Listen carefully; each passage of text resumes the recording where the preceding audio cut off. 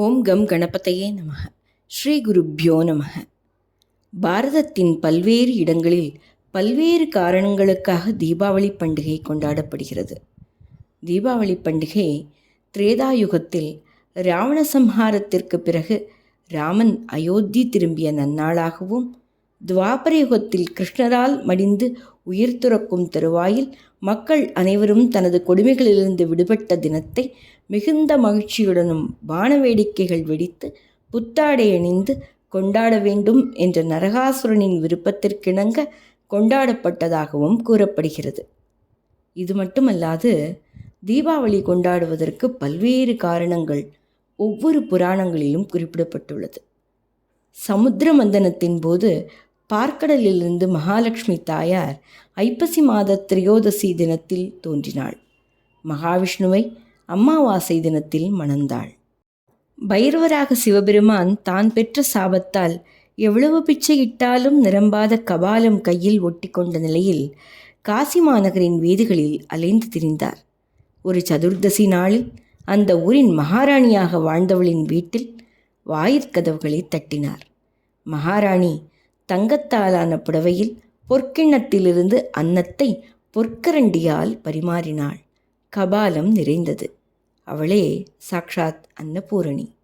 ஞானத்தை அன்னத்துடன் பரிமாறினாள். அந்த தினமே ஐப்பசி சதுர்தசி, தீபாவளி திருநாள். இப்படி இராமாயணம் மகாபாரதத்துடன் தொடர்புடைய இந்த தீபாவளி தினத்தில் நாம் ஒருவருக்கொருவர் வாழ்த்துக்களை பரிமாறிக்கொள்ளும்போது முதல் கேள்வியாக கங்கா ஸ்நானமாச்சா என்று தானே கேட்கிறோம். அதற்கு என்ன அர்த்தம் பார்க்கலாம். காசிக்கு இணையான தலமும் இல்லை, கங்கைக்கு இணையான தீர்த்தமும் இல்லை.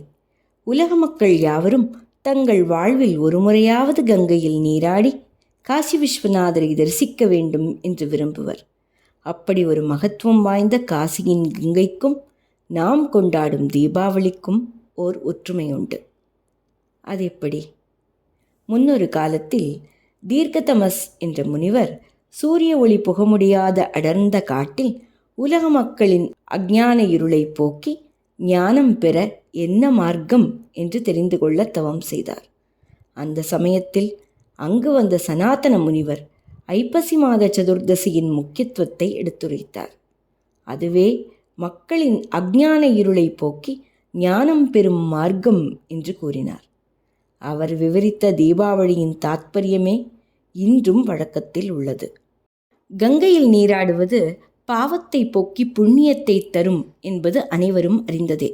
அந்த கங்கையானவள் ஐப்பசி மாத அமாவாசைக்கு முன்வரும் சதுர்தசி நாளில் பிரம்ம முகூர்த்தத்தில் உலகில் உள்ள அனைத்து நீர்நிலைகள், ஏரி, குளம், ஆறு, வாய்க்கால், கிணறு, நிலத்தடி நீர் போன்ற எல்லா இடங்களிலும் வியாபித்திருப்பாள்.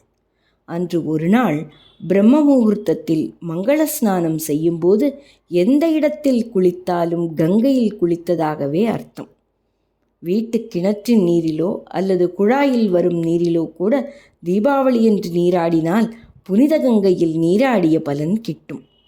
ஐப்பசி மாத சதுர்த்தி நாளில் விடியும் முன் நல்லெண்ணெய் தேய்த்து வெந்நீரில் நீராடி தீபங்கள் ஏற்றி இறைவனை பூஜித்து புத்தாடை அணிந்து புஷ்பங்கள் தரித்து பக்ஷணங்கள் அறிந்து வானவேடிக்கைகள் வெடித்து கொண்டாடுவதே தீபாவளியின் சிறப்பு. மங்கள ஸ்நானம் செய்யும்போது காய்ச்சிய நல்லெண்ணெயில் மகாலட்சுமியும், ஷீயக்காயில் சரஸ்வதியும், வெந்நீரில் கங்கையும், சந்தனத்தில் பூமாதேவியும், குங்குமத்தில் கௌரி தேவியும் வாசம் செய்கின்றனர். புத்தாடையில் மகாவிஷ்ணுவும், பூக்களில் யோகினிகளும், தீபத்தில் பரமாத்மாவும், தீப ஜோதியில் ஜீவாத்மாவும், உண்ணும் தீபாவளி லேகியத்தில் தன்வந்திரியும், பக்ஷணங்களில் அமிர்தமும் வாசம் செய்கின்றன. தீபாவளி வழிபாடு அத்துணை தெய்வங்களின் அனுகிரகத்தையும் ஆசீர்வாதத்தையும் நமக்கு தரும். கங்கா ஸ்நானமாச்சா என்ற கேள்விக்கு நமக்கு தெளிந்த ஞானமும் சௌபாகியமும் பெற்றுவிட்டோமா என்பதே அதன் உள்ளார்ந்த அர்த்தம். நமது அஞ்ஞான இருள் போக்கி மெஞ்ஞானத்தை தரும் பண்டிகையே தீபாவளி. பகீரதன் பிரயத்னப்பட்டு கொண்டு வந்த கங்கை நமக்கு சுலபமாக நம் வீட்டில் வரும் நாளன்று நாமும் கங்கா ஸ்நானம் செய்து அஞ்ஞான இருள் நீக்கும் ஞான தீபம் ஏற்றுவோம்.